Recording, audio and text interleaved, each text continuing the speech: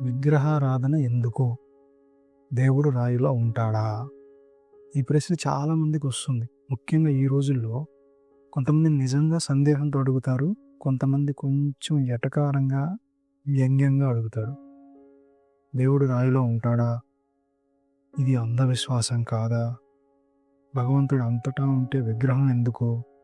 ఈ ప్రశ్నలు వేసుకోవడం తప్పు కాదు. నిజానికి ఇవి ఆలోచించే మనిషి లక్షణాలే. కానీ ఇక్కడ ఒక చిన్న సమస్య మొదలవుతుంది. మనం ప్రశ్న అడుగుతాం, కానీ సమాధానం వినే ఓర్పు ఉండదు. ఈ వీడియోలో ఎవరిని ఒప్పించడానికి కాదు, ఎవరితోనూ వాదించడానికి కాదు, కేవలం విగ్రహారాధన అనే భావన ఏం చెబుతుంది అనే విషయాన్ని నెమ్మదిగా అర్థం చేసుకోవడానికి ప్రయత్నిద్దాం. ముందుగా ఒక విషయం చాలా స్పష్టంగా చెప్పాలి.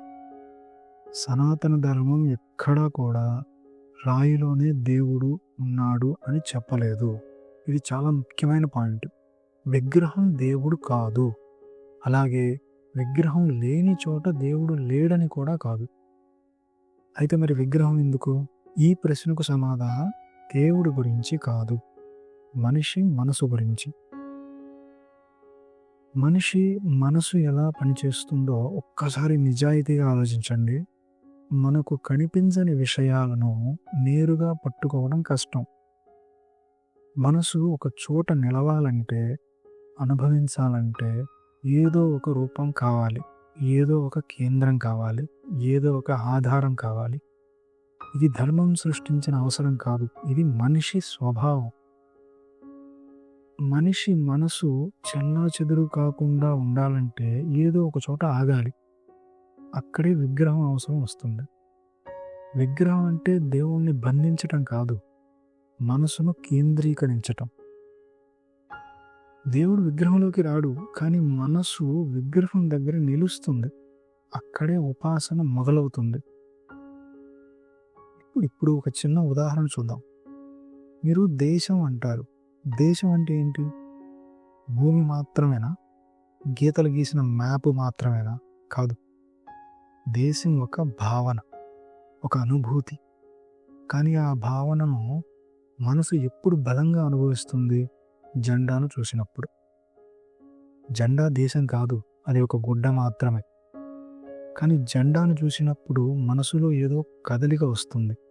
జెండా దేశం కానే కాదు, కానీ దేశ భావనను మనసుకు దగ్గర చేస్తుంది. ఇది అర్థమైతే మీకు అర్థమైనట్టే. సరే, ఇంకో ఉదాహరణ చూద్దాం. మీ అమ్మ ఫోటోని తీసుకోండి, లేకపోతే మీ నాన్నగారి ఫోటోని తీసుకోండి. ఆ ఫోటోలో మీ అమ్మ కాదు, అది కాగితం మాత్రమే. అయినా ఆ ఫోటో ముందు నిల్చున్నప్పుడు మనసు నిశ్శబ్దమవుతుంది, ఒక గౌరవం వస్తుంది, ఒక మృదుత్వం వస్తుంది, కొన్నిసార్లు కన్నీళ్ళు కూడా వస్తాయి. ఎందుకని? ఫోటోకు శక్తి ఉందా? లేదు. ఆ ఫోటో మీ మనసులో ఉన్న భావాన్ని జాగృతం చేసింది. ఫోటో ఒక మాధ్యమం. అదేవిధంగా విగ్రహం కూడా ఒక మాధ్యమం. విగ్రహం శక్తి కాదు, మనసే శక్తి. విగ్రహం ఆ శక్తిని ఒక చోట నిలబెట్టే సాధనం. ఇక్కడే ఒక ముఖ్యమైన పదం వస్తుంది. విగ్రహం విగ్రహారాధన కాదు. ఏంటి? విగ్రహం విగ్రహారాధన కాదు. విగ్రహం ఒక ఆకారం, విగ్రహారాధన ఒక ప్రక్రియ. ఈ రెండింటినీ కలిపేస్తేనే అపోహ మొదలవుతుంది. దాన్ని సరిగ్గా అర్థం చేసుకోకపోతే అంత గందరగోళమే. ఇప్పుడు మనం తరచూ వినే ఒక మాట ఉంది, ప్రాణ ప్రతిష్ఠ. ఈ మాట వింటే చాలామందికి ఒక్కసారిగా ఏదో మిస్టరీగా, రహస్యంగా అనిపిస్తుంది.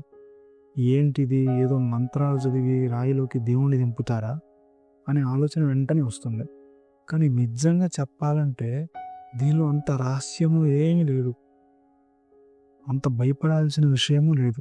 ప్రాణ ప్రతిష్ఠ అంటే ఒక రాయికి ప్రాణం పోయటం కాదు, అది ఒక మనసు ప్రక్రియ. సింపుల్గా చెప్పాలంటే ఒక విగ్రహాన్ని నియమంతో, శ్రద్ధతో, ఏకాగ్రతతో, ఉపాసనకు ఒక కేంద్రంగా నిర్ణయించుకోవటం అంతే. ఇక్కడ ఏమవుతుందంటే మనిషి మనసు చెల్లాచెదురుగా తిరగకుండా ఒక దిశలో నిలబడుతుంది. అదే అసలు విషయం. మనసుకు ఇక్కడ నిలబడు అని చెప్పినట్టు అవుతుంది. అప్పుడే ఉపాసన మొదలవుతుంది.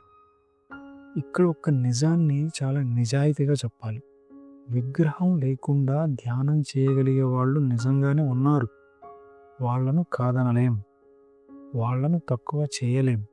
కానీ ఇక్కడ ఒక ప్రశ్న మనమే మనల్ని అడగాలి. అలాంటి వాళ్ళు ఎంతమంది ఉన్నారు? మనలో చాలామందికి కళ్ళు మూసుకుంటే ధ్యానం మొదలవదు.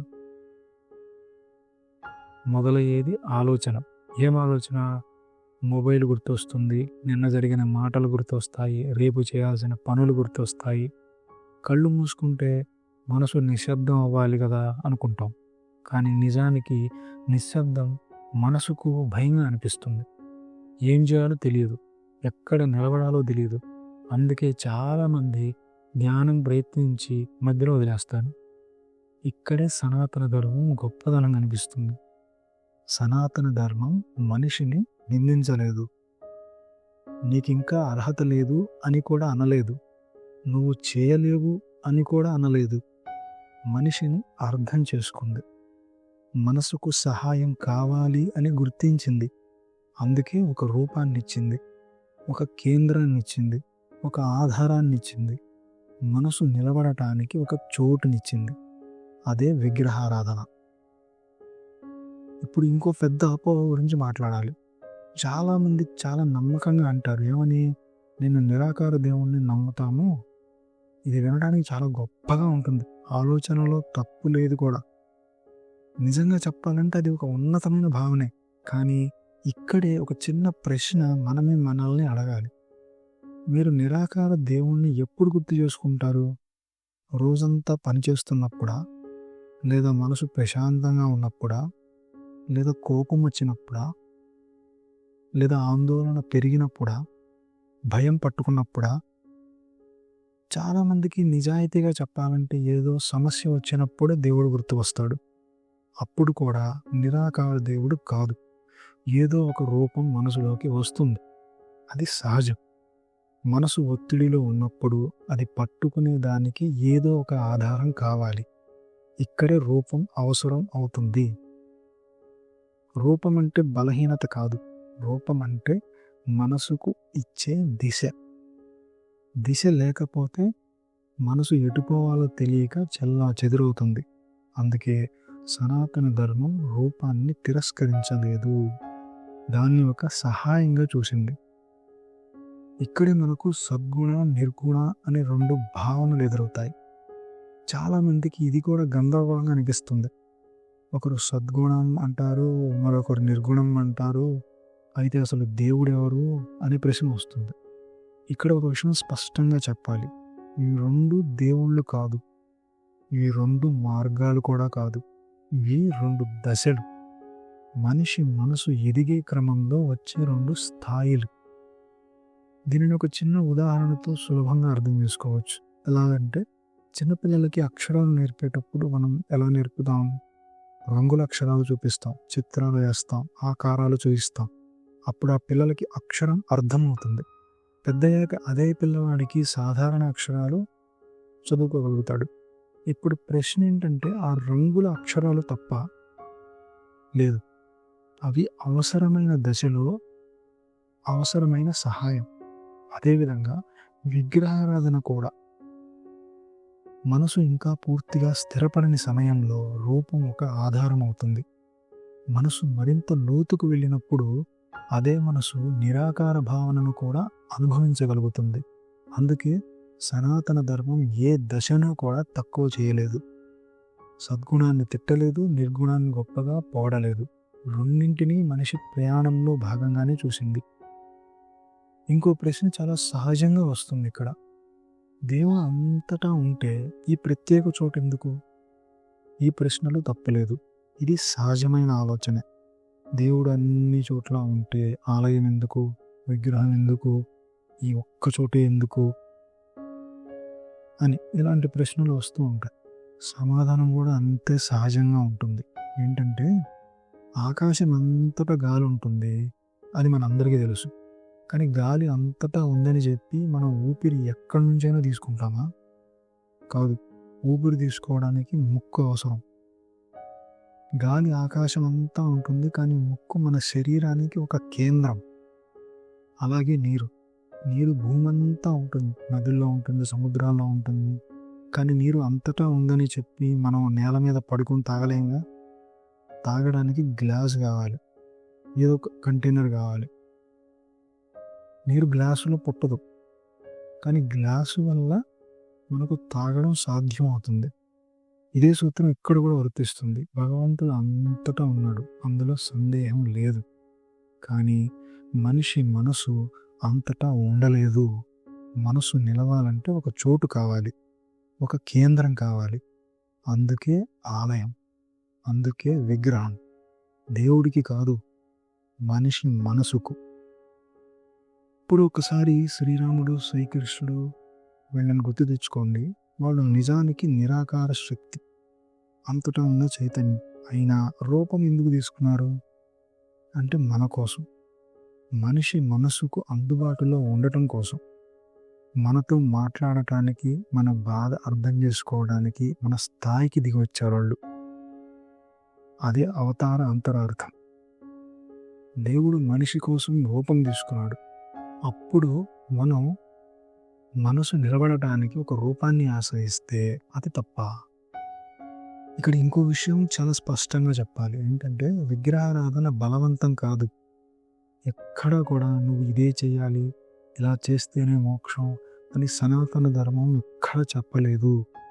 విగ్రహారాధన ఒక అవకాశం, ఒక సహాయం, ఒక సాధనం, మనసుకు నిలబడటానికి ఒక ఆధారం. నీకు అది అవసరమైతే వాడుకో, లేకపోతే వదిలేయి. సనాతన ధర్మం ఎప్పుడూ కూడా తలుపులు మూయలేదు. ఇప్పుడు ఒక మాట మాత్రమే గుర్తుపెట్టుకోండి. విగ్రహాన్ని రాయిగా చూసేవాడికి అది రాయే, అదే నిజం. కానీ విగ్రహాన్ని సాధనగా చూసేవాడికి అది మార్గం. విగ్రహంలో దేవుడు ఉండడు, కానీ మనసు విగ్రహంలో నిలబడుతుంది. అక్కడే ఉపాసన మొదలవుతుంది. ఇప్పుడు నేను మీకు ఒక్క ప్రశ్న మాత్రమే వదులుతాను. మీరు దేవుణ్ణి ఎక్కడ వెతుకుతున్నారు? ఆకాశంలోనా, ఆలోచనలోనా, లేదా మీ మనసు చెల్లా చెదురైన చోట? ఈ ప్రశ్నకు సమాధానం బయట ఎక్కడా లేదు, మీ లోపలే ఉంది. మళ్ళీ ఇంకో సందేహంతో మళ్ళీ కలుద్దాం. అంతవరకు సెలవు. నమస్కారం. Thank you.